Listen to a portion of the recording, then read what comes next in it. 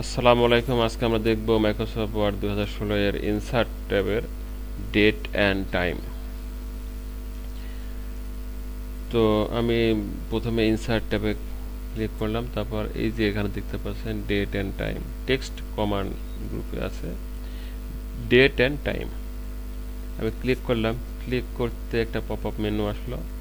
এখানে অনেক কয়টি স্টাইল আছে, ডিজাইন আছে। প্রথমেটা শুধু ডেট, আমি সিলেক্ট করে ওকে ক্লিক করলাম, দেখেন শুধু ডেট আসলো। আমি চাচ্ছি ডেট এবং টাইম দুটোই, তাহলে আবার ডেট অ্যান্ড টাইমে ক্লিক করে এই যে ডেট অ্যান্ড টাইম, ওকে, এই যে 5:19। ঠিক আছে।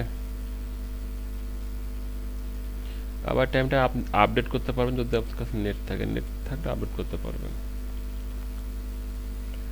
এইবার ডেট অ্যান্ড টাইমে ক্লিক করে বার সহ, এই যে বার ক্লিক করলাম, এই যে সানডে, রবিবার 5 অক্টোবর।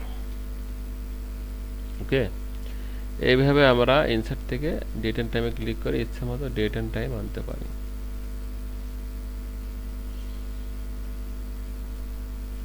ওকে